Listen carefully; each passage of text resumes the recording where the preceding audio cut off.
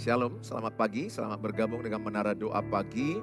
Mari sama-sama kita menghampiri hadirat Tuhan. Mari kita kasih hati kita, perhatian kita untuk masuk dalam penyembahan. Mari kita sembah Tuhan.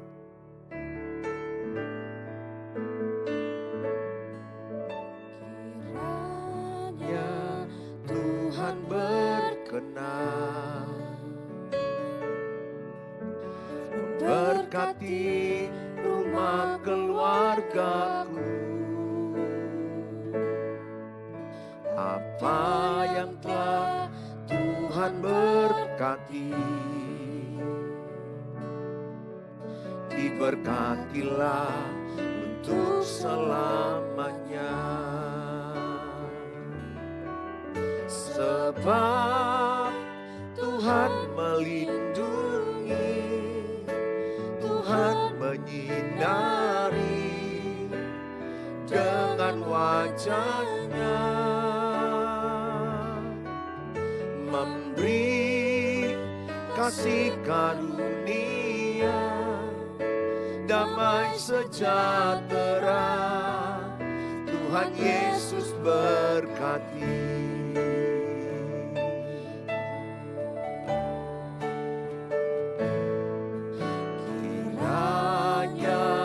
Tuhan berkenan memberkati rumah keluargaku. Apa yang telah Tuhan berkati, diberkatilah untuk selamanya. Sebab Tuhan melindungi, Tuhan menyinari dengan wajah-Nya, memberi kasih karunia, damai sejahtera. Tuhan Yesus berkati. Sebab Tuhan melindungi, Tuhan menyinari dengan wajah-Nya, memberi kasih karunia, damai sejahtera. Tuhan Yesus berkati. Sebab Tuhan melindungi, Tuhan menyinari dengan wajah-Nya, memberi kasih karunia, damai sejahtera. Tuhan Yesus berkati.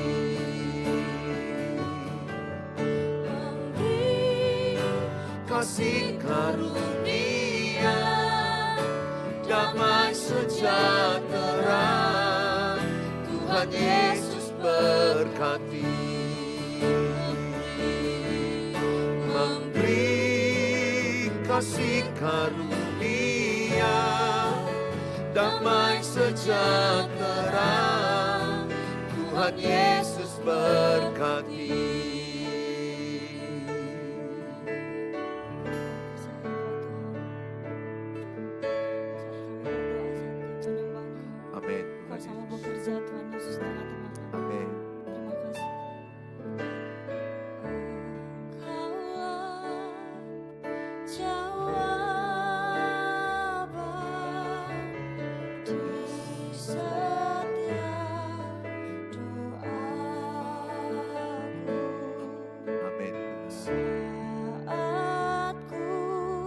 Jawaban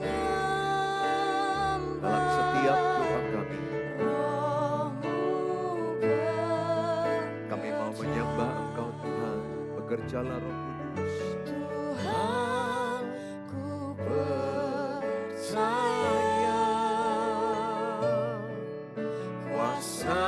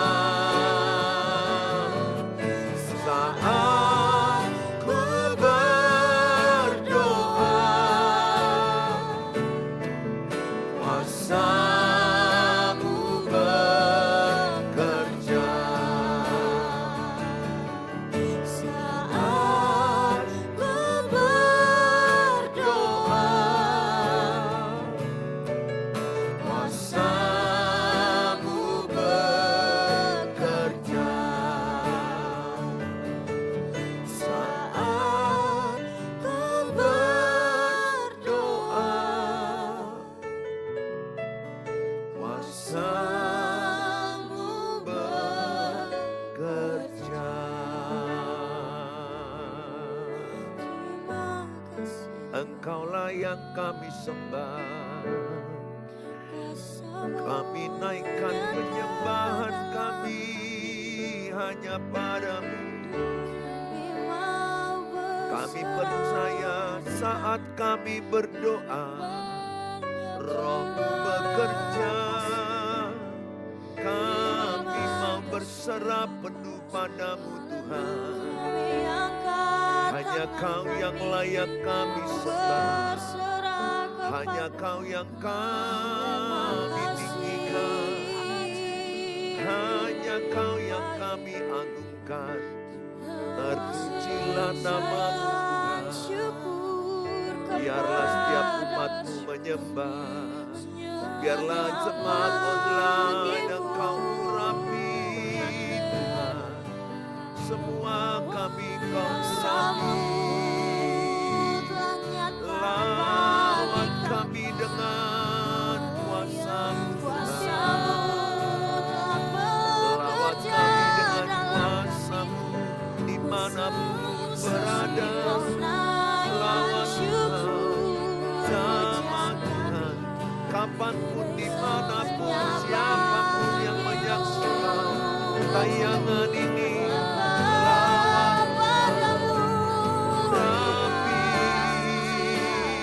Dengan kuasa-Mu kami percaya Tuhan.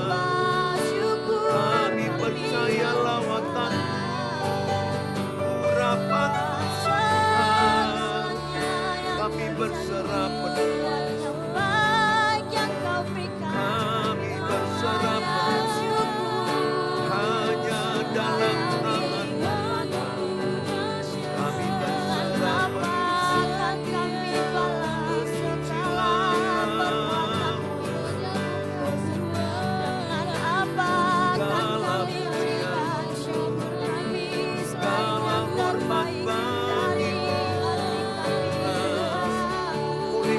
Keluarga demi keluarga, pernikahan demi pernikahan, pulihkanlah,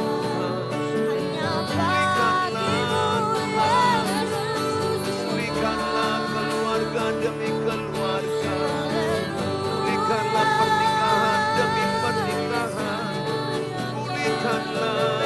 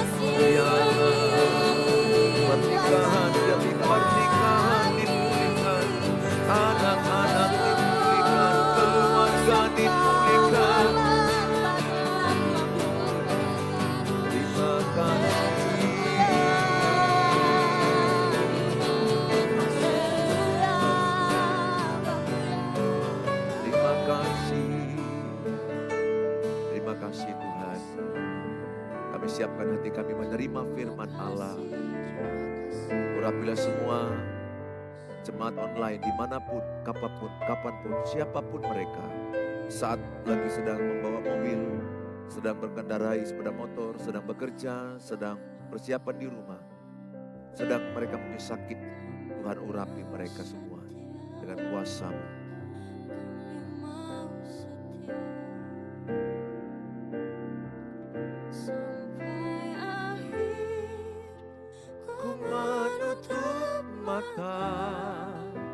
Ku tetap setia menanti janji-Mu sampai ku dapatkan mahkota kehidupanku. Ku tetap setia melayani-Mu sampai akhir ku tetap setia menanti janji-Mu sampai ku dapatkan mahkota kehidupanku. Ku tetap setia ku melayani-Mu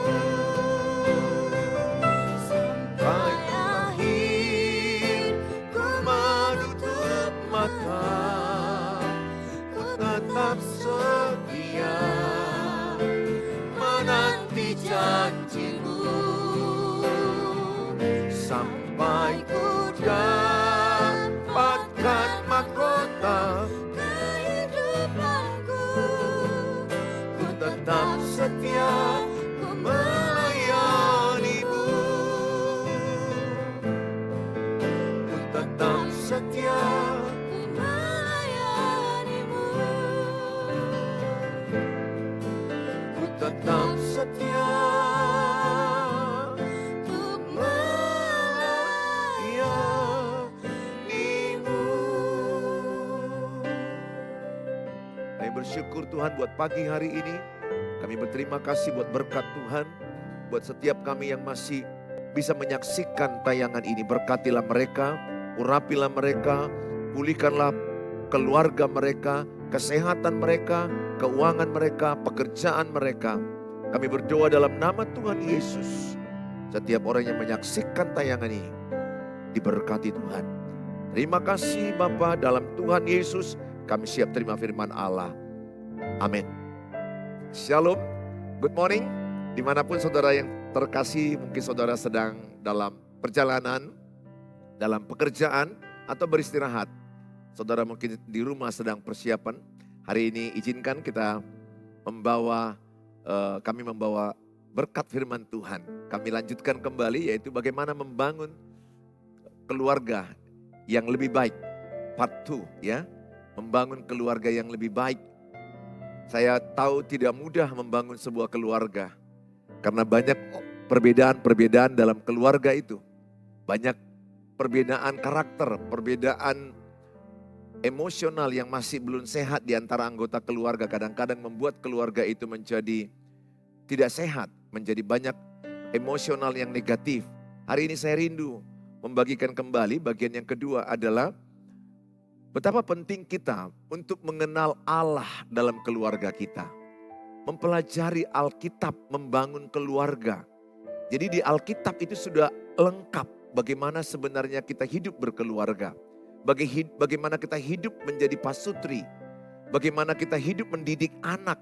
Bagaimana kita hidup membangun hubungan dengan keluarga mertua. Kalau semua panduan itu kita baca, kita pelajari, maka sebenarnya kita terselamatkan dari yang namanya perceraian, dari yang namanya perselingkuhan, dari yang namanya kekerasan anak, kekerasan dalam rumah tangga, KDRT. Sebenarnya kalau kita mau membaca rambu-rambu atau pedoman yang ada di Alkitab, bagaimana membangun satu pernikahan, membangun rumah tangga, dibutuhkan ada hikmat, kepandaian, pengertian. Kalau kita mau belajar dari Alkitab, maka kita sebenarnya sangat terberkati dalam berkeluarga. Karena berkeluarga itu idenya Allah. Berkeluarga itu dijadikan Allah dengan desain sorga. Bagaimana sorga itu, di dalam sorga ada Allah Bapa, Allah Anak, Allah Roh Kudus. Di dalam keluarga ada ayah, ada ibu, ada anak-anak. 3 kesatuan yang tidak terpisahkan. Demikian juga di sorga. Jadi sebenarnya dalam keluarga kita itu adalah desainnya itu sorga. Dalam sorga itu ada damai sejahtera, ada sukacita, ada kebenaran. Jadi kalau dalam keluarga kita ada damai sejahtera, ada sukacita, ada kebenaran, itu adalah suasana sorga. Jadi enggak diukur daripada harta, kekayaan, atau uang, jabatan, tidak. Tetapi Alkitab berkata, Mazmur 133 ayat 1, 2, 3, sungguh alangkah baiknya dan indahnya apabila saudara hidup rukun dan damai. Jadi kalau kita rukun damai, ayat 3 dikatakan, Mazmur 133 pada ayat 3, kesanalah Allah memerintahkan berkat, berkat kehidupan. Tentu keluarga yang rukun damai, yang sehati, sepikir, seia, sekata, dan persetujuan, saya yakin keluarganya pun diberkati. Materi-materi pun pasti diberkati. Anak-anaknya juga akan jadi seseorang yang hebat, luar biasa, diberkati Tuhan. Itu sudah satu kesatuan. Karena di mana keluarga rukun damai, ayat 3 dikatakan, kesanalah Allah memerintahkan berkat-berkat kehidupan. Sebaliknya, keluarga yang hancur, keluarga yang berantakan, keluarga yang bertengkar, tentunya itu akan menghalangi berkat Tuhan. Sangat penting, jadi berkat Tuhan tidak ukurannya serta-merta materi, tapi damai, sejahtera, karakter anak-anak, umur panjang, kesehatan. Itu adalah berkat yang disediakan Allah bagi keluarga yang rukun damai. Dan saudara, kalau kita mau hidup rukun damai gak cukup hanya didoakan, perlu diusahakan. Salah satu usahanya apa? Mempelajari Alkitab, mengenal Allah, mengenal pedoman, menjadi suami menurut Alkitab, menjadi istri menurut Alkitab, menjadi ayah, ibu, anak menurut Alkitab. Jadi kalau kita pakai pedoman itu, maka kita akan lebih hidup di dalam kehendak Allah dalam berkeluarga. Maka orang akan melihat berkeluarga itu indah. Berkeluarga itu menyenangkan kalau sesuai dengan pedoman. Sesuai dengan aturan Alkitab, aturan Allah dalam berkeluarga. Nah masalahnya banyak orang di luar pedoman. Mereka bahkan tidak baca pedoman itu. Mereka tidak baca Alkitab. Makanya babak belur, hancur keluarganya. Kita berani menjadi suami tapi nggak tahu menurut Alkitab suami itu apa tugasnya. Apa tanggung jawabnya. Apa tanggung jawab istri, apa tanggung jawab seorang ayah, ibu dan anak-anak. Sangat penting sekali itu dibangun. Nah saudara yang saya kasihi, Hosea 4 ayat 6 bilang begini. Dalam slide bisa nampak itu. Hosea 4 ayat 6 dikatakan, umatku binasa karena tidak mengenal Allah.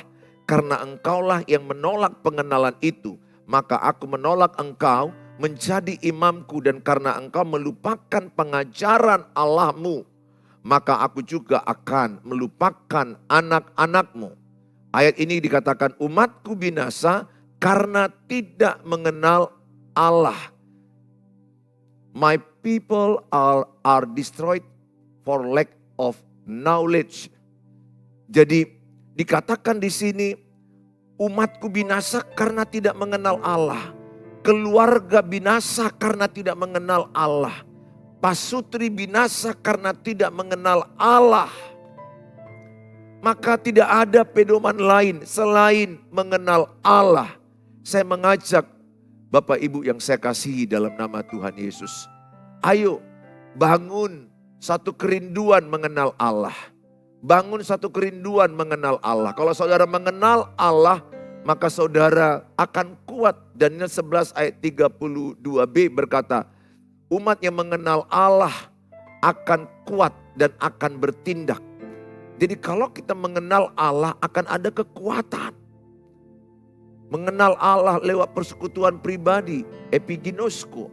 Mengenal Allah lewat pembacaan Alkitab saat teduh. Mengenal Allah lewat doa. Mengenal Allah lewat penderitaan. Mengenal Allah lewat kesakitan. Mengenal Allah lewat persekutuan ibadah. Mungkin dalam sel group. Saudara, saya mengajak semua saudara pada hari ini. Cobalah di tengah-tengah persoalan saudara yang sulit. Di tengah-tengah pernikahanmu yang di ujung kehancuran. Mungkin di ujung perceraian. Bagaikan telur di ujung tanduk terancam. Mungkin di tengah-tengah anak-anakmu yang tidak mendengar nasihatmu. Mungkin di tengah-tengah keluarga mertua yang menyalahkan engkau, apapun masalahmu. Coba ambillah momentum ini untuk mengevaluasi diri. Apakah saudara selama ini mengenal Tuhan? Apakah saudara selama ini punya waktu dengan Tuhan? Salah satu tujuan Tuhan, seizin Tuhan ada penderitaan, seizin Tuhan ada kesakitan. Supaya kita mengenal Dia, supaya kita jangan sombong, supaya jangan kita merasa hebat tanpa Tuhan. Saya ajak Bapak Ibu, saya tahu pikiranmu sangat penat, pikiranmu sangat rumit sekarang ini, sangat sesak hatimu. Asam lambungmu naik, sakit penyakitmu kambuh, mentalmu down, susah tidur, keadaanmu begitu tersakiti saat ini. Cobalah di tengah-tengah tersakiti saat ini, di tengah-tengah kesulitanmu saat ini Bapak Ibu, cobalah datang ke Tuhan. Matius 11 ayat 28 berkata, marilah kepadaku yang letih, yang lesu, yang berbeban berat, maka aku akan berikan kelegaan kepadamu. Saudara, ketika saudara datang ke Tuhan Yesus, betul, tidak langsung semua masalah selesai. Tapi ada kelegaan, ada kedamaian, ada ketenangan jiwa, ada kekuatan baru, ada hikmat, ada solusi dari Tuhan. Saya percaya orang yang datang ke Tuhan Yesus, apapun masalahnya, yang rumit akan jadi sederhana. Yang sulit akan menjadi mudah. Bukan berarti saudara ikut Tuhan Yesus tidak ada masalah. Tapi akan ada kemudahan karena intervensi Tuhan menolong engkau. Bukan berarti jadi masalah itu tidak ada masalah. Bukan begitu. Tapi masalah yang kau pikir rumit diberi Tuhan hikmat. Sehingga jadi sederhana. Yang kau mungkin itu jadi sulit kian. Karena kau libatkan Tuhan. Karena saudara libatkan Tuhan. Karena ibu libatkan Tuhan, bapak libatkan Tuhan, ada kemudahan dikasih Tuhan. Kemudahan itu berarti ada kekuatan. Sehingga saudara bisa lebih kuat, cara pandangmu berubah melihat masalah itu. Sehingga saudara menjadi orang-orang yang dipakai Tuhan dengan luar biasa. Saya rindu setiap saudara untuk hari ini benar-benar belajar mengenal Tuhan. Seperti orang Israel. Mereka binasa di padang gurun. Kenapa mereka binasa? Karena mereka tidak mengenal Allah. Mereka bersungut-sungut, mereka mengeluh, mereka menyembah patung. Mereka menyembah dewa-dewa lain di tengah-tengah kesulitan, di tengah-tengah kesukaran. Bersungut-sungut itu adalah kejahatan di mata Tuhan. 1 Korintus 10 ayat 10, orang Israel bersungut-sungut di padang gurun, maka mereka dibinasakan. Jadi bersungut-sungut itu mengundang roh kematian. Maka saya mengajak Bapak Ibu, apapun persoalanmu, belajarlah mengucap syukur dalam segala hal, sebab itulah yang diinginkan Kristus padamu. Itu 1 Tesalonika 5 ayat 18. Tapi kalau saudara bersungut-sungut, saudara menggenapi 1 Korintus 10 ayat 10. Bersungut-sungut, mengeluh, mengomel, itu mengundang roh kematian. Saudara akan makin lemah, makin membungkuk, makin gak berdaya. Apapun masalah saudara, belajar bersyukur. Jangan ada menuntut dalam bibir kita. Nggak usah menuntut siapapun. Jangan ada menyalahkan siapapun. Coba saudara belajar bersyukur. Ya, ibu, jangan salahkan suamimu. Bahkan jangan salahkan juga dirimu sendiri. Nggak perlu ada disalahkan. Karena Efesus 6 ayat yang 10, 11, 12. Musuh kita itu roh-roh jahat di udara. Musuh kita bukan pasangan, musuh kita bukan anak-anak, bukan keluarga mertua. Musuh kita bukan darah dan daging, musuh kita adalah roh-roh jahat yang di udara. Oleh karena itu, Bapak Ibu yang saya kasihi, ayo punya waktu mengenal Tuhan. Punya waktu datang beribadah kepada Tuhan. Maka kalau saudara mengenal Tuhan, engkau belajar bagaimana berumah tangga, sesuai dengan Amsal 24 ayat 3 sampai 4. Dengan hikmat rumah didirikan, dengan kepandaian ia ditegakkan. Dan dengan pengertian kamar-kamar diisi, dengan bermacam-macam harta benda yang berharga dan menarik. Ayat ini berkata ada 3 unsur yang penting membangun rumah tangga. Yang pertama, saudara membangunnya dengan hikmat. Hikmat ini dari mana kita dapat? Hikmat ini kita dapat dari takut akan Tuhan. Bahwa takut akan Tuhan awal dari hikmat. Hikmat itu adalah sesuatu yang kita anggap rumit. Tapi karena ada hikmat jadi sederhana.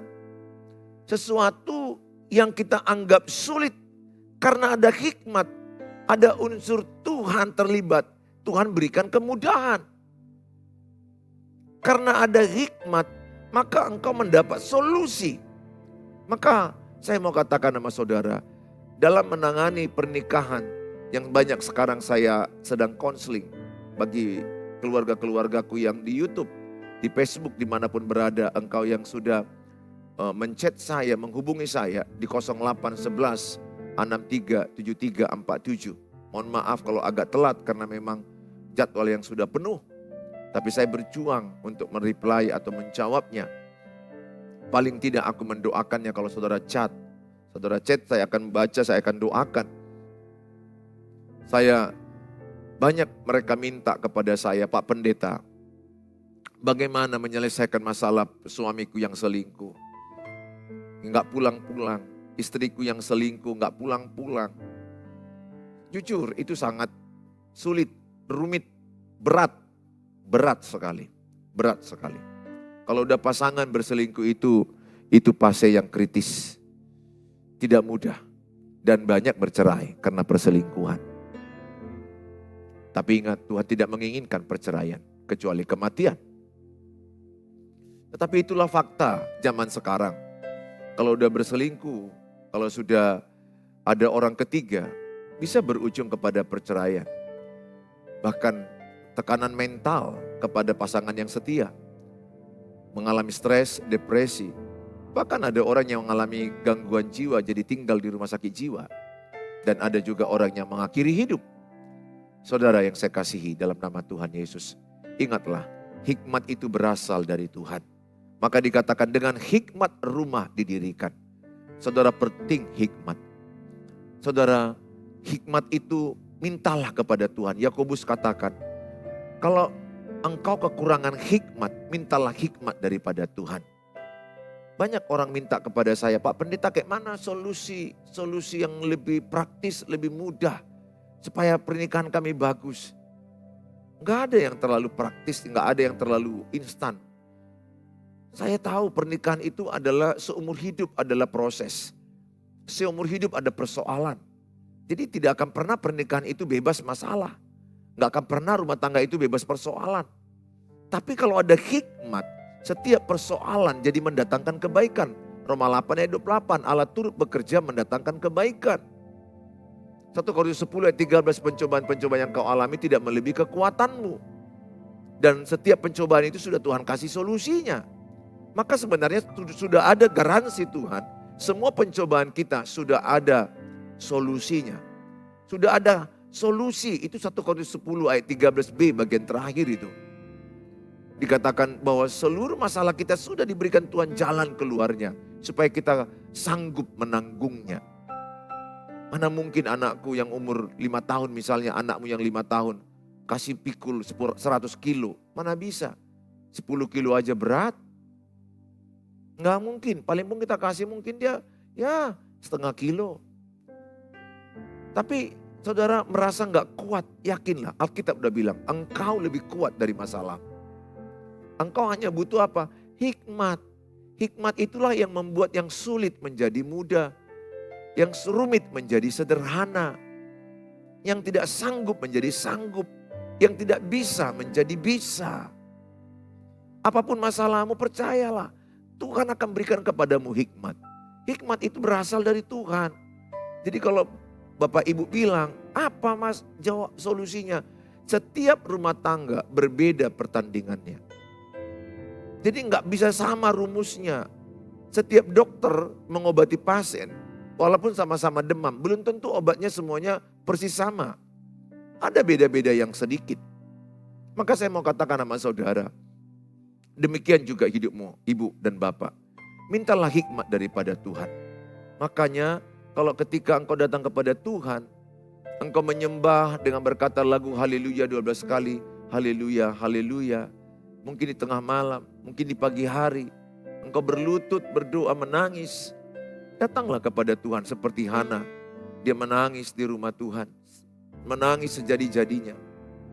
Tuhan jawab doa dia.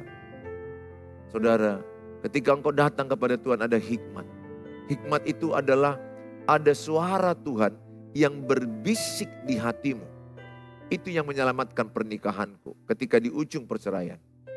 Di ujung dia lelah dengan aku pun sudah mulai lelah dengan pertengkaran. Ingat dalam pertengkaran itu suatu waktu lelah. Dalam kelelahan itu orang bisa masuk orang ketiga.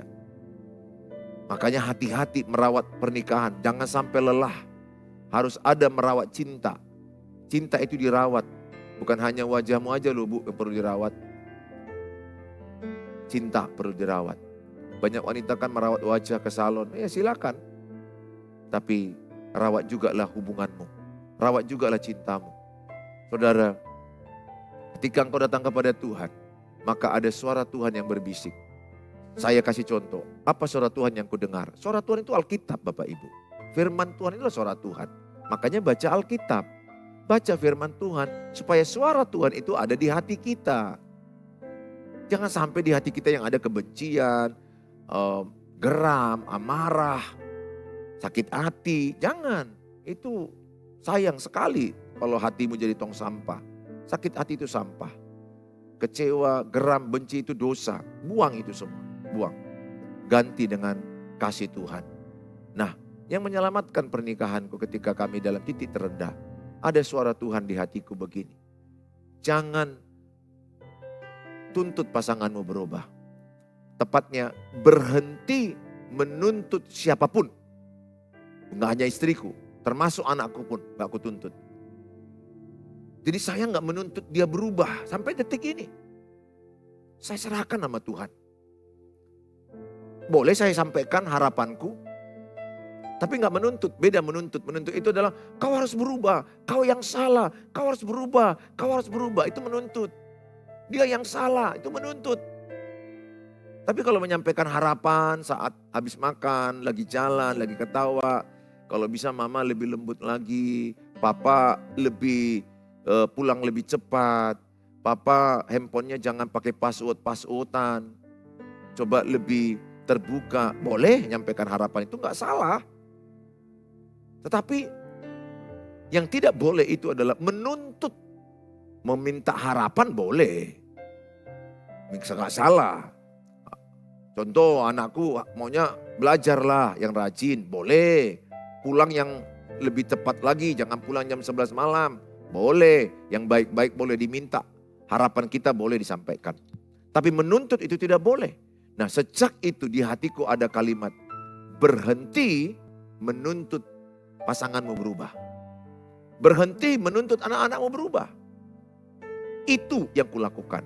Satu kalimat itu menyelamatkan pernikahanku sampai detik ini. Dan sampai detik ini bertahun-tahun dari mulutku tidak ada lagi menuntut. Bisa saya bilang tidak ada pertengkaran.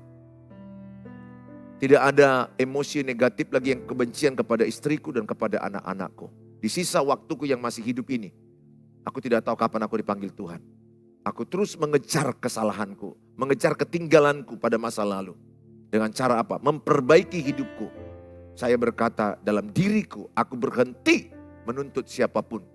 Menuntut jemaat, menuntut orang lain, menuntut keluarga besar. Tidak mau. Menuntut itu adalah pekerjaan iblis. Menyampaikan harapan boleh. Saudara, saya dengar itu, wah, saya nangis dan saya bersyukur, saya melompat, saya bersuka cita, saya berjanji, saya berteriak dengan kuat, saya bebas dari menuntut. Saya tidak mau menuntut. Lihat ya, menuntut, menyampaikan harapan boleh. Gak salah menyampaikan harapan. Menuntut itu memaksa. Menuduh. Saya tidak mau lagi. Saya berkata sekarang Bapak Ibu, ubahlah saya Tuhan, supaya lewat perubahan saya keluargaku dimenangkan. Coba sama-sama ucapkan, ubahlah saya Tuhan, supaya lewat perubahan saya keluargaku dimenangkan. Amin. Saudara, datanglah kepada Tuhan, minta hikmat. Mungkin nanti hikmat yang lain yang Tuhan berikan kepadamu. Ada perkataan di hatimu, kalimat sabar, sabar. Itu sabar kan perkataan Tuhan, itu kan Alkitab. Kasih itu kan sabar. Jadi suara Tuhan ada di hati nurani. Suara iblis banyak di pikiran. Maka dengar suara hati nurani. Di situ banyak suara Tuhan. Bisa dengar. Setiap orang percaya bisa dengar suara Tuhan. Karena suara Tuhan itu Alkitab. Yohanes 1 ayat 1 firman adalah Allah, Allah adalah firman. Jadi suara firman itu yang saudara ada engkau simpan di hatimu, itulah suara Tuhan. Itulah yang berbisik. Bisa aja kalimatnya ada, ampuni pasanganmu. Mengampuni kan suara Tuhan. Kan orang yang mengasihi mengampuni. Tidak mengampuni ya Tuhan nggak mengampuni kita. Jadi suara Tuhan itu ada di hati Bapak Ibu. Saya ajak sama-sama hari ini. Minta hikmat dari Tuhan ya. Saya berdoa saudara mendapat hikmat dari Tuhan. Jangan andalkan kekuatanmu. Ingat diberkatilah orang yang mengandalkan Tuhan. Yeremia 17 ayat 5 dan 7 dikatakan, terkutuklah orang yang mengandalkan manusia. Jangan andalkan kekuatanmu. Kalau Bapak Ibu tidak berdoa berarti sombong. Mengandalkan kekuatan sendiri. Orang yang berdoa itu adalah belajar rendah hati. Karena dia mengandalkan Tuhan dalam setiap persoalan hidupnya. Ya Bapak Ibu, coba hari ini sama-sama mulai cari Tuhan. Lihat kalau ibu dan bapak datang minta hikmat. Oh apalagi suami istri gandengan tangan. Kami pernah itu. Saya gandengan tangan sama istri di sekolah kami ada bangunan yang terbengkalai. Nggak ada uang. Terancam bangunan stop. Kami sudah pinjam juga dari bank untuk membangun. Dan uang kurang. Kami kebingungan bagaimana caranya. Kami berdoa dan saat itu ada hikmat Tuhan. Dan Tuhan tolong kami menyelesaikan pembangunan. Mendidik anak juga, saya pernah kesusahan bagaimana mendidik anak yang terikat games. Ketika aku berdoa, Tuhan kasih hikmat kepada saya. Supaya saya tetap bisa mendampingi anak saya, menerima anak saya apa adanya walaupun terikat game. Sekarang dia sudah menjadi pelayan Tuhan, jadi pengkhotbah selain kuliah di kedokterannya. Saudara, semua butuh waktu, kesabaran. Kadang-kadang sekian tahun kita diproses Tuhan. Yang kedua adalah kepandaian. Tadi ada 3 ya. Untuk membangun rumah tangga ada hikmat yang pertama. Yang kedua ada kepandaian. Yang ketiga ada pengertian. Kepandaian. Dengan kepandaian itu ditegakkan rumah tangga. Jadi kita nggak mungkin pandai saya nggak mungkin pandai jadi suami kalau nggak pernah belajar. Saya kan dari kedokteran USU. Saya jadi dokter. Saya belajar tahunan di USU. Saya belajar, saya praktek, saya belajar. Gagal, praktek, belajar, namanya praktek. Ada yang salah, belajar lagi, salah lagi, praktek lagi, salah lagi, belajar. Sampai jadi dokter dan saya bisa mengobati pasien. Saya bisa menulis resep, saya bisa menolong orang sakit. Belajar itu jatuh bangun sama dengan anak sepeda. Belajar jatuh bangun. Enggak ada orang yang langsung pandai naik sepeda. Anak kecil juga jalan balita enggak langsung jalan. Jalan jatuh. Itu adalah proses. Jadi nggak mungkin saya jadi ayah yang pandai mendidik anak kalau saya nggak pernah belajar.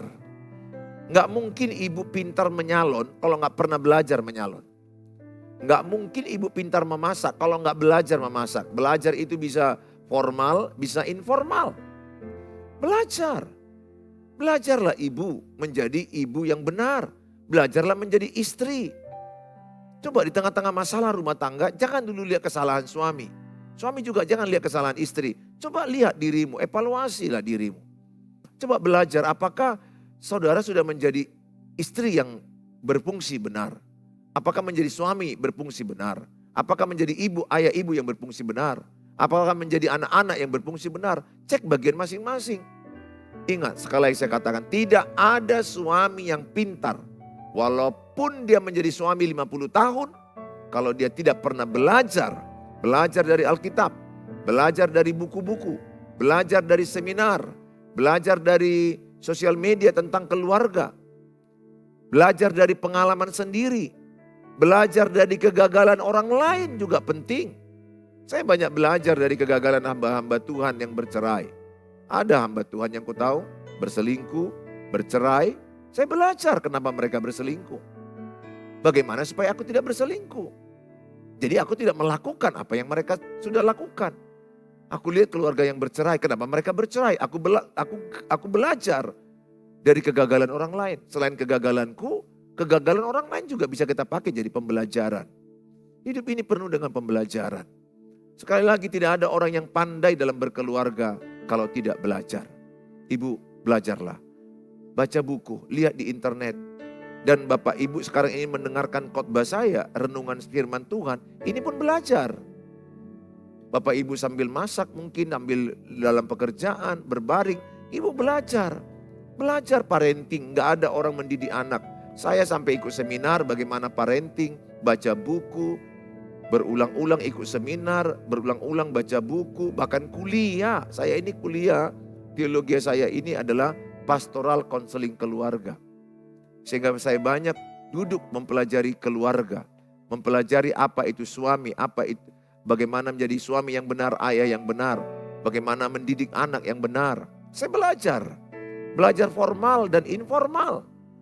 Belajar dari kegagalan saya, belajar dari kegagalan orang lain. Maka saya mengajak semua saudara, ayo kembangkan kemauan belajar. Baca buku. Di tengah-tengah persoalan ini, oh saya dulu lihat kesalahan pasangan. Coba minta sama Tuhan, Tuhan apa yang perlu kupelajari? Apa yang perlu kuperbaiki? Apa yang perlu kuubah dalam hidupku? Sehingga lewat situasi ini, ibu makin pandai. Saya bukan sempurna Bapak Ibu. Paling tidak better dari yang lalu. Aku lebih baik. Harusnya hidup kita better. Tomorrow better than today. Harusnya kita lebih baik besok daripada hari ini. Karena 24 jam kita diajari. 24 jam lagi mengajari hidup kita. Hidup ini penuh dengan belajar. Ayo belajar menjadi orang pandai dalam berumah tangga. Belajar menjadi ibu yang berfungsi, yang benar. Belajar menjadi ibu model. Belajar jadi istri yang berfungsi, yang benar. Menjadi istri model. Sehingga anak putrimu akan mencontoh caramu memperlakukan suami. Karena ibu belajar menundukkan diri kepada suami dalam segala sesuatu. Demikian nanti anak-anakmu. Dia tunduk kepada suaminya. Karena dicontohnya dari mamanya. Kalau mamanya melawan suaminya, model apa yang mau dicontoh? Teladan ibu, pengaruh besar. Teladan ayah, pengaruh besar. 80%. Membentuk kehidupan anak-anakmu. Mencontoh pernikahanmu. 80%. Pesanku sama Bapak Ibu, ayo belajar ya. Belajar terus. Terima kasih kalau YouTube ini saudara dengar. Bagikan kepada pasangan-pasangan lain, keluarga-keluarga lain yang sibuk cekcok, bertengkar. Nanti letih dalam persoalan, bertengkar itu bisa lelah. Datang orang ketiga, berselingkuh, berujung nanti bercerai. Anak-anak jadi hancur. Ada narkoba, ada yang gay, ada yang homo, lesbi. Ada yang menjadi pemberontak. Kasih mereka YouTube ini. Share kepada teman-teman di WA-WA keluarga, WA-WA grup yang ada di HP saudara. Jadi berkat bagi mereka. Pandai itu tidak instan. Sampai detik ini aku belajar. Saya pun masih ada kekurangan jadi suami, dari ayah. Saya belajar terus, apalagi yang perlu kuperbaiki. Apalagi yang perlu kuperbaiki, apalagi yang perlu kuubah. Ayo belajar yang semangat ya. Yang ketiga, yang terakhir adalah pengertian. Dengan pengertian kamar-kamar diisi. Amsal 24 ayat 3. Dengan bermacam-macam harta benda yang berharga dan menarik. Perlu ada pengertian. Jadi apa yang kita baca, yang kita alami akan diberikan Tuhan pengertian. Pengertian itu akan membuat ibu dan bapak memahami bagaimana membangun keluarga. Saya belajar banyak mengerti tentang seorang istri. Betapa rumitnya. Jangankan istri, jadi wanita aja pun udah lebih rumit. Kalau disuruh jenis kelamin wanita dengan pria, mana lebih berat? Kalau saya bilang wanita. Wanita itu ada namanya tamu bulanan. Ada namanya menopause. Ada namanya hormonal itu tidak stabil. Perasaannya lebih banyak berkecamuk, semua ditampung dalam perasaannya. Karena 70-80% wanita itu adalah makhluk perasaan. Kalau laki-laki tidak dominan, 70-80 makhluk logika. Banyak menggunakan critical thinking. Semuanya dimudahkan. Lihat wanita. Kalau wanita nggak bisa semua dimudahkan. Dia memang begitu bawaan mereka. Mereka detail memikirkan ini, memikirkan anak, memikirkan uang sekolah, memikirkan uang listrik, cicilan sepeda motor, uang sewa rumah, biaya kesehatan, biaya kehidupan sehari-hari, belanja lagi, kerja lagi, mengurus mertua lagi. Crowded. Pikiran mereka crowded. Dalam satu waktu memikirkan banyak hal. Laki-laki enggak. Laki-laki kayak saya ini, ya saya lagi khotbah ya mikirkan khotbah aja. Kalau laki-laki lagi main catur, dipikirkan catur aja. Perempuan tidak. Dia lagi kerja ngetik-ngetik pun nanti terlintas itu, anakku makan enggak? Kayak mana nanti mertuaku, kayak bagaimana nanti orang tuaku, bagaimana nanti kehidupan kami, kesehatan anak-anak, uang kesehatan. Banyak yang dipikirkan. Jadi kalau bisa dibilang, perempuan itu memang lebih tidak mudah dari sisi sistem tubuh dia, sistem hormon dia, perasaan dia. Makanya saya penuh pengertian kepada istri sekarang. Kenapa? Karena aku tahu jadi wanita tidak mudah. Tidak mudah. Ya, bagi yang mengerti suami-suami, cobalah bayangkan. Kadang-kadang mereka tiba-tiba datang tamu bulanannya, cari ini. Mereka tiba-tiba lemas. Itu kan kita nggak alami itu. Kita nggak alami itu. Sel darah merah kita lebih banyak loh 1 juta dibandingkan yang sel darah merah wanita. Kita lebih kuat. Jadi harusnya suami itu lebih banyak mengerti. Lebih banyak mengalah, mengayomi. Tapi istri juga perlu pengertian dengan suami. Udah capek bekerja. Oke lah, tugas utamanya menghasilkan nafkah, mencari uang. Capek pulang dari pekerjaan, pengertian. Berapapun gaji yang dikasih, syukurin. Jangan dimarahin, jangan dibanding-bandingkan. Laki-laki itu paling gak suka dibanding-bandingkan. Suami orang lain itu hebat, penghasilannya banyak, penghasilan maunya segini. Jangan, itu menyakiti. Cari kata yang lain yang lebih enak, meningkatkan penghasilan. Jangan bandingkan, karena dirimu juga istri kan gak suka dibandingkan. Istri orang lain langsing, kau langsung. Kan gak suka kan? Gak ada yang suka dibanding-bandingkan. Gak usah lah membanding-bandingkan, itu sakit. Anak-anakmu juga, anak pertama, 2, 3. Jangan bandingkan. Setiap anak itu unik, setiap suami itu berbeda, setiap istri itu berbeda. Pengertian, istri pengertian kepada suami. Tuhan Yesus memberkati saudara ya. Silakan saudara bagi, share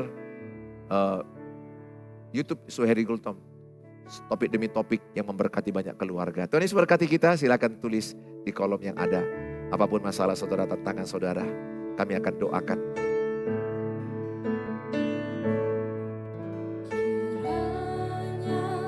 Tuhan berkenan Berkati rumah keluargaku. Apa yang telah Tuhan berkati, diberkatilah untuk selamanya. Sebab Tuhan melindungi, Tuhan menyinari dengan wajahnya, memberi kasih karunia, damai sejahtera. Tuhan Yesus berkati. Sebab Tuhan melindungi, Tuhan menyinari dengan wajahnya, memberi kasih karunia, damai sejahtera. Tuhan Yesus berkati. Mari kita berdoa. Bapa di sorga, kami berdoa bagi keluarga-keluarga yang menyaksikan tayangan ini, dimanapun, kapanpun, siapapun mereka, apapun keadaan mereka. Hamba-Mu berdoa khususnya mereka yang lagi berjuang membangun keluarga yang lebih baik lagi, membangun keluarga yang lebih baik lagi, membangun hubungan suami istri yang lebih harmonis lagi, membangun hubungan yang baik dengan anak-anak mereka, keluarga mertua mereka. Hamba-Mu berdoa dalam nama Tuhan Yesus. Tuhan, jamahlah, pulihkanlah keluarga-keluarga, pulihkanlah hubungan demi hubungan, pulihkanlah Bapa, hati yang terluka disembuhkan, hati yang tersakiti disembuhkan, hati yang kecewa disembuhkan dalam nama Tuhan Yesus. Kami serahkan dalam tangan-Mu Bapa. Kami percaya oleh kuasa Tuhan yang luar biasa, setiap anak-anak-Mu Bapa dipulihkan. Mereka yang jauh-jauhan, kami berdoa dalam nama Yesus dipulihkan Bapa. Ada suami yang meninggalkan istri, hamba-Mu berdoa, tegur hatinya, jamah hatinya, ubahkan hatinya supaya dia kembali ke istri dan anak-anaknya. Istri yang meninggalkan suami, hamba-Mu berdoa dalam nama Yesus kembalikan kepada suaminya. Ada mujizat dalam perkawinan, ada mujizat dalam pernikahan. Mujizat pertama ada dalam pernikahan. Kami berdoa dalam nama Tuhan Yesus, kuasa Tuhan bekerja bagi keluarga-keluarga, bagi pernikahan-pernikahan. Kami akan melihat keluarga-keluarga yang jauhan kembali jadi dekat. Mereka bergandengan tangan menghadapi hidup, menghadapi persoalan yang berat. Bersama Tuhan Yesus ada hikmat, ada solusi. Apa yang mereka telah saksikan tayangan ini jadi berkat bagi mereka. Terpujilah Engkau Bapa, kami serahkan dalam tangan-Mu. Keluarga-keluarga kami yang sosial media. Kami serahkan Bapa keluarga yang sedang dalam sakit penyakit. Atau mungkin dalam keadaan kesehatan yang di rumah sakit sedang opname. Atau mereka dalam keadaan rawat jalan. Kami berdoa dalam nama Tuhan Yesus. Urapilah obat-obat mereka. Dalam nama Tuhan Yesus urapilah Bapa. Urapilah Tuhan. Dalam nama Yesus urapilah Tuhan. Sehingga menjadi obat, menjadi kesaksian bagi mereka. Sehingga mereka sembuh dalam nama Yesus. Dalam Tuhan Yesus. Dalam nama Tuhan Yesus kami berdoa bagi mereka yang membutuhkan pertolongan, pemulihan dalam keuangan, dalam pekerjaan, dalam usaha. Hamba-Mu berdoa atau mereka mencari pekerjaan. Tuhan yang menolong, Tuhan menjamah. Tuhan yang memulihkan ekonomi mereka. Tuhan memulihkan usaha mereka. Beri mereka hikmat, berikan mereka ketelitian, kerajinan. Berikan mereka kreativitas sehingga mereka berjualan dengan hikmat Allah. Tuhan berkati usaha demi usaha. Kami serahkan dalam tangan-Mu Bapa. Topi-topi doa yang belum kami sampaikan. Mungkin mereka sedang meminta jodoh. Mereka berdoa supaya datang jodoh. Kami berdoa Tuhan menyediakan. Mereka berdoa mungkin sedang meminta keturunan. Tuhan tolong. Tuhan membuat mereka berketurunan. Oleh kasih karunia Tuhan. Kami serahkan mereka dalam tangan Tuhan. Kami serahkan semuanya keluarga sosial media kami. Dimanapun mereka berada. Mereka orang-orang yang diberkati Tuhan. Mereka orang-orang yang kuat dalam Tuhan. Mereka yang mengandalkan Tuhan. Dalam nama Tuhan Yesus kami berdoa. Haleluya. Amin. Amin. Shalom. Sampai ketemu di waktu yang akan datang.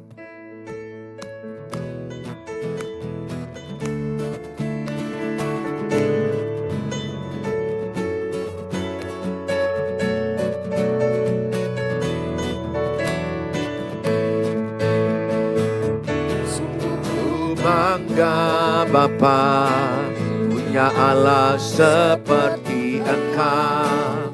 Sungguh ku bangga Yesus atas segala pengorbananmu. Tak ingin aku hidup lepas dari kasih-Mu.